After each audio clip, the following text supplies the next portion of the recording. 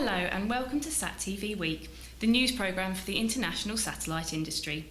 In this week's programme, Trisha Jones looks at the latest launch news, Brian Dolby talks to Avanti, and Gabby has the latest on NSR's new Earth observation report. But first, SES has announced that the United Arab Emirates company Yar Live, in which SES is a shareholder, has closed a long-term agreement with the Dubai-based free-to-air satellite broadcaster NBC Group to broadcast its large portfolio of high-definition channels. With this strategic partnership, which was announced in Dubai this week, viewers of Yar Live can watch 7 top-rated NBC Group channels in HD across the Middle East and North Africa. The mobile facilities company Jackshoot is the first to deliver TV rushes over the KA-SAT satellite of Eutelsat in order to bring the programme Live and Lost with Blackberry to the UK's Channel 4 television station and YouTube. Jackshoot's location crew were able to deliver rushes and proxy files direct to Pulsefilm's central London editing suite over KA-SAT, demonstrating how Eutelsat's new high-throughput satellite is game-changing technology for fast video file delivery for the media industry.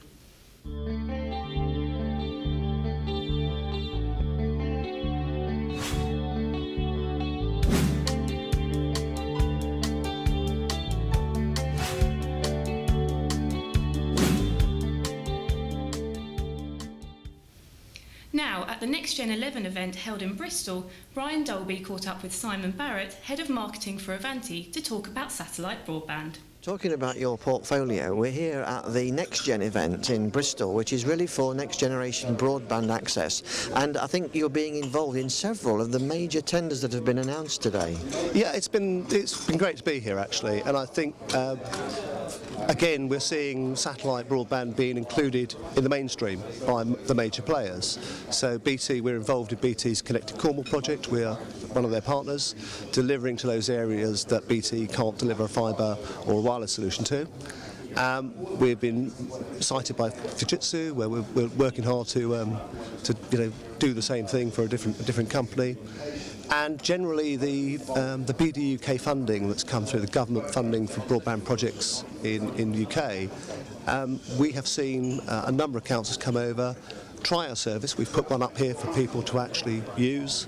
And we've got some very, very good response from them, and we're expecting to follow up on that in the next few weeks. That's great, because I think people generally historically have tended to disregard the importance of satellite in broadband, and now they're beginning to really sort of realise that, particularly in rural areas, it can be a fantastic solution.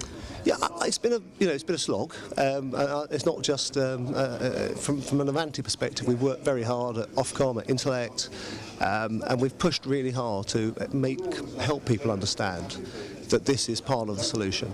And I think the great thing now is we're seen as a credible element for delivering universal broadband, and it is in every single plan that we hear here today, and that's great news for us.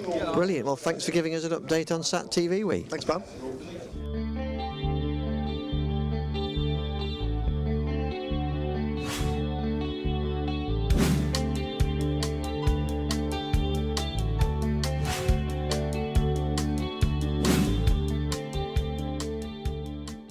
Now here is Trisha with the launch news. ESA has approved the Ariane 5 Emmy project after successful conclusion of its preliminary design review. Offering an increase of 20% in performance levels and a 20% reduction in cost per kilogram of payload, the new development project is being managed by Astrium, prime contractor for Ariane since 2003.